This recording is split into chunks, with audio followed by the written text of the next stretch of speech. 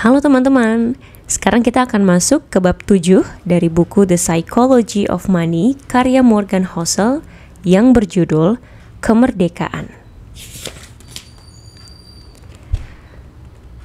Bentuk tertinggi kekayaan adalah kemampuan bangun setiap pagi dan berkata, "Saya bisa melakukan apapun yang saya inginkan hari ini."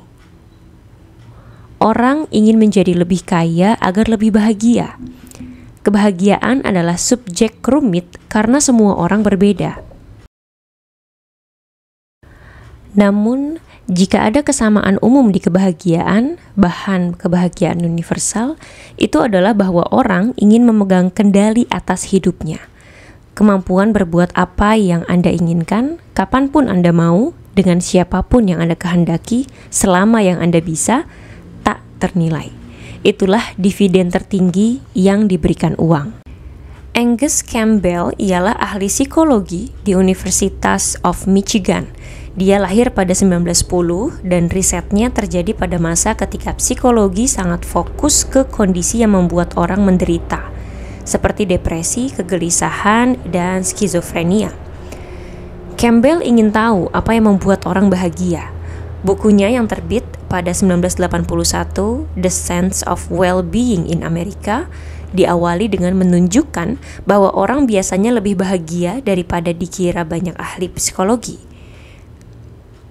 Namun beberapa jelas lebih bahagia daripada yang lain, dan mereka tak bisa dikelompokkan berdasarkan pendapatan, geografi, atau pendidikan, karena banyak orang lain di tiap kategori itu yang tak bahagia.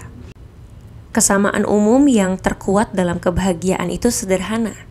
Campbell merangkumnya, memiliki rasa yakin memegang kendali atas kehidupan sendiri adalah pertanda perasaan positif kesejahteraan yang lebih andal daripada berbagai kondisi objektif kehidupan yang kita sudah pertimbangkan. Lebih daripada gaji, lebih daripada ukuran rumah, lebih daripada gengsi pekerjaan. Memegang kendali atas apa yang dilakukan, kapan, dengan siapa adalah variabel gaya hidup utama yang membuat orang bahagia. Nilai intrinsik terbesar uang, dan ini sangat jelas, adalah kemampuannya memberi Anda kendali atas waktu Anda. Untuk mendapatkan kemerdekaan dan otonomi sedikit demi sedikit dari aset yang tak dihabiskan, sehingga memberi Anda kendali lebih besar atas apa yang Anda bisa lakukan dan kapan Anda bisa melakukannya. Memiliki sedikit kekayaan berarti Anda bisa tak masuk kerja beberapa hari kalau sakit tanpa kehabisan uang. Mendapat kemampuan itu besar pengaruhnya jika sebelumnya Anda tak punya.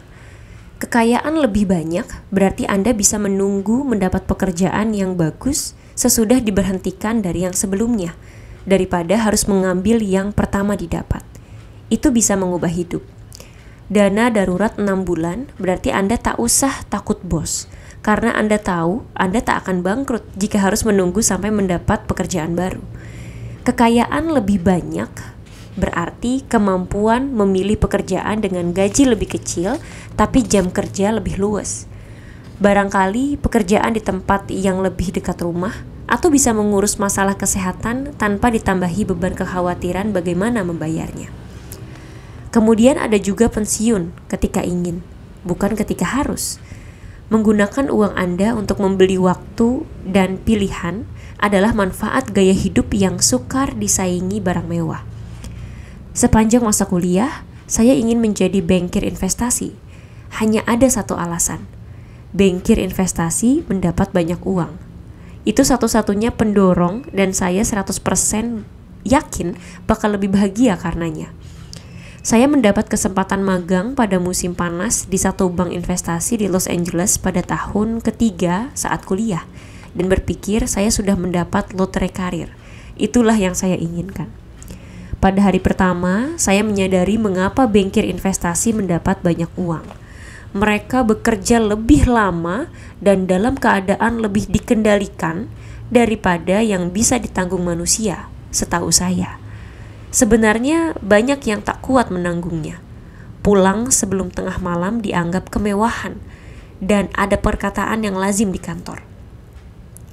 Jika tak ke kantor pada hari Sabtu, Tidak usah datang lagi minggu besoknya. Pekerjaannya menarik secara intelektual, bergaji besar, dan membuat saya merasa penting. Namun tiap detik saya menjadi budak bagi perintah bos saya. Cukup untuk mengubahnya menjadi salah satu pengalaman paling tak menyenangkan dalam hidup saya. Program magangnya 4 bulan, saya hanya tahan 1 bulan. Yang paling berat adalah karena saya suka pekerjaannya, dan saya ingin bekerja keras. Namun, melakukan sesuatu yang disukai di jadwal yang tak bisa dikendalikan bisa terasa sama dengan melakukan sesuatu yang dibenci. Ada nama untuk perasaan itu. Ahli psikologi menyebutnya reaktansi, atau dalam bahasa Inggris, reactance. Jonah Berger, profesor pemasaran di University of Pennsylvania, merangkumnya dengan baik. Orang suka merasa memegang kendali, berada di kursi sopir. Ketika kita mencoba menyuruh mereka melakukan sesuatu, mereka merasa tak diberdayakan. Bukannya merasa mereka sudah membuat pilihan, mereka merasa kitalah yang memilih untuk mereka. Jadi, mereka berkata tidak atau melakukan sesuatu yang lain, bahkan ketika mereka mungkin awalnya mau saja melakukan itu. Bila Anda menerima betapa benarnya pernyataan itu, Anda menyadari bahwa membuat uang mendukung kehidupan yang memperkenankan Anda melakukan apa yang Anda inginkan, kapanpun Anda mau, dengan siapapun yang Anda hendaki, dimanapun terserah Anda, selama yang Anda bisa, adalah hasil yang luar biasa. Derek Zyfers, seorang wira swasta sukses, pernah menulis mengenai seorang teman yang meminta dia bercerita mengenai bagaimana dia jadi kaya. Saya punya pekerjaan harian di tengah Manhattan dengan gaji $20.000 per tahun, sekitar upah minimum. Saya tak pernah makan di luar dan tak pernah naik taksi. Biaya hidup saya sekitar $1.000 per bulan dan saya mendapat $1.800 per bulan. Saya melakukan itu selama 2 tahun dan menabung $12.000. Saya 22 tahun waktu itu. Sesudah saya punya $12.000, saya bisa berhenti bekerja dan menjadi pemusik purna waktu. Saya tahu saya bisa mendapat beberapa pekerjaan per bulan untuk membiayai hidup. Jadi saya pun bebas. Saya berhenti kerja sebulan kemudian dan tidak pernah bekerja lagi. Ketika saya selesai memberitahukan cerita itu ke kawan saya, dia minta saya lanjutkan. Saya bilang, tidak, itu saja ceritanya. Dia bilang, bukan, bagaimana dengan waktu kamu menjual perusahaanmu? Saya bilang, tidak, itu tidak membuat perubahan besar dalam hidup saya. Itu sekedar menambah uang di bank. Perubahannya terjadi ketika saya 22 tahun. Amerika Serikat adalah negara terkaya dalam sejarah dunia. Namun tak banyak bukti bahwa warganya rata-rata lebih bahagia sekarang daripada ketika 1950-an, ketika kekayaan dan pendapatan jauh lebih rendah. Bahkan di tingkat median dan disesuaikan dengan inflasi. Satu jajak pendapat Gallup pada 2019 atas 150.000 orang di 140 negara mendapati bahwa sekitar 45% orang Amerika berkata mereka merasa banyak kegelisahan pada hari sebelumnya. Rata-rata dunia adalah 39%. 55% orang Amerika berkata mereka merasakan banyak ketegangan pada hari sebelumnya. Rata-rata dunia 35%. Sebagian keadaannya adalah karena kami menggunakan kekayaan lebih besar untuk membeli barang yang lebih besar dan bagus. Namun kami sekaligus melepas lebih banyak kendali atas waktu.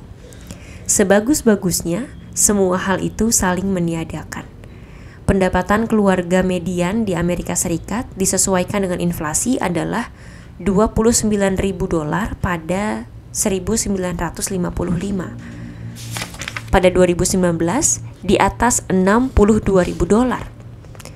Kami sudah menggunakan kekayaan itu untuk gaya hidup yang tak terbayangkan orang Amerika 1950-an, bahkan bagi keluarga median.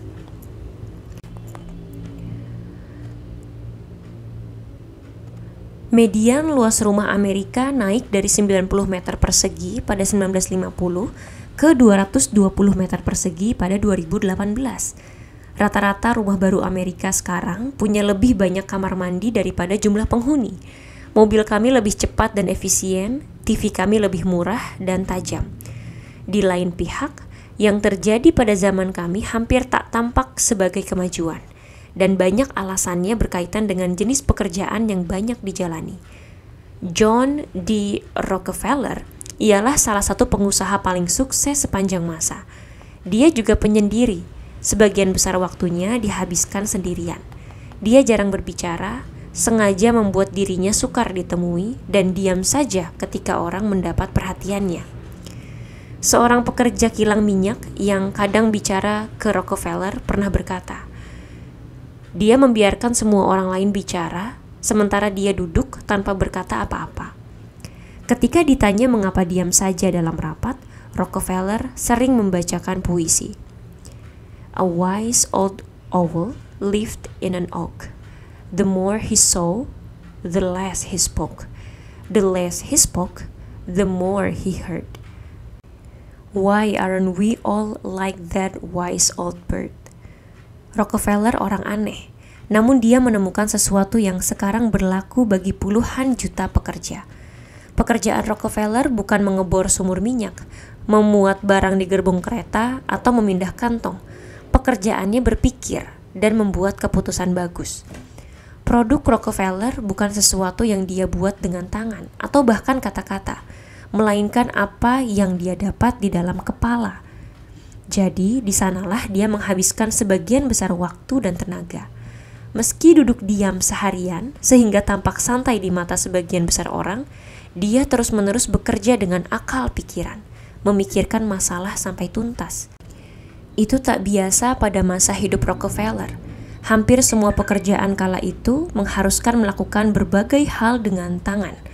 Pada 1870, 46% pekerjaan ada di sektor pertanian, dan 35% di kerajinan atau manufaktur. Menurut ahli ekonomi Robert Gordon, hanya sedikit profesi yang mengandalkan otak bekerja. Orang tak berpikir, tapi berbuat, tanpa henti. Hasil kerja bisa dilihat dan dirasa. Hari ini, keadaannya terbalik. 38% pekerjaan sekarang adalah manajer, pejabat, dan profesional.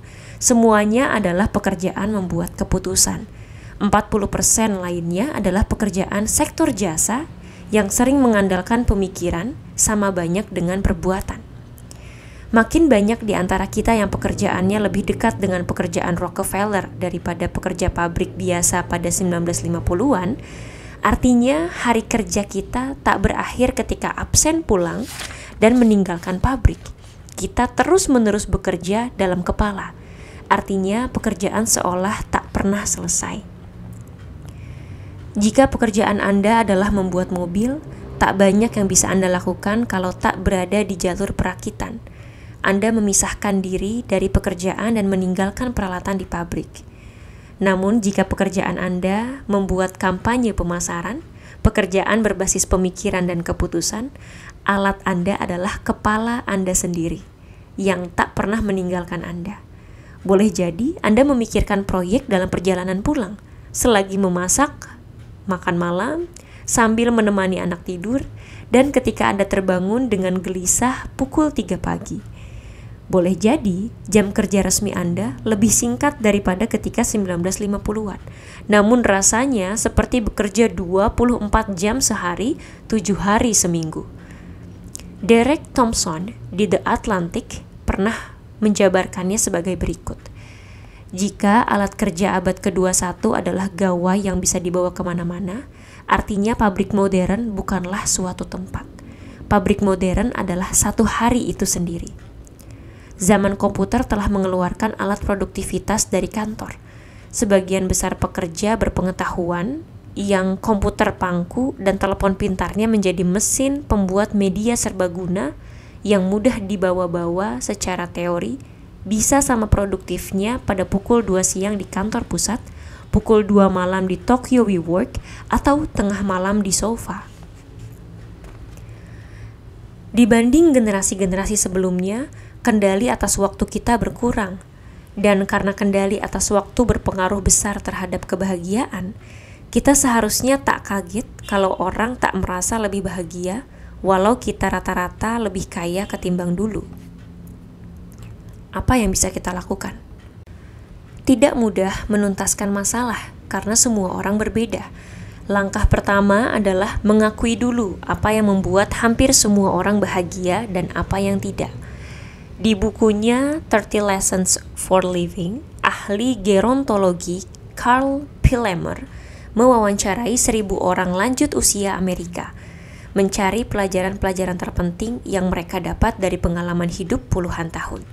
Dia menulis, tak satu pun di antara 1.000 yang berkata bahwa agar bahagia, kita harus mencoba bekerja sekeras mungkin agar mendapat uang untuk membeli barang-barang yang kita inginkan. Tak satu pun di antara 1.000 yang berkata kita perlu sama kaya dengan orang di sekeliling. Dan jika kita punya lebih banyak harta daripada mereka, itu keberhasilan betulan. Tak satu pun di antara 1.000 yang berkata kita harus memilih pekerjaan berdasarkan perkiraan pendapatan masa depan. Yang mereka benar-benar hargai adalah hal-hal seperti persahabatan bermutu, menjadi bagian sesuatu yang lebih besar daripada diri sendiri, dan menghabiskan waktu bermutu tanpa struktur dengan anak-anak. Anak-anak Anda tak lebih menginginkan uang Anda atau apa yang bisa dibeli uang Anda dibanding Anda sendiri. Khususnya mereka ingin Anda bersama mereka. Tulis Pillemer. Ambillah pelajaran dari mereka yang telah hidup melalui segalanya. Kendali atas waktu adalah dividen tertinggi yang diberikan uang. Berikutnya, satu bab pendek mengenai salah satu dividen terendah yang diberikan uang. Bab 7 sudah selesai, yuk lanjut dengerin bab 8 yang berjudul Paradoks Orang dalam Mobil.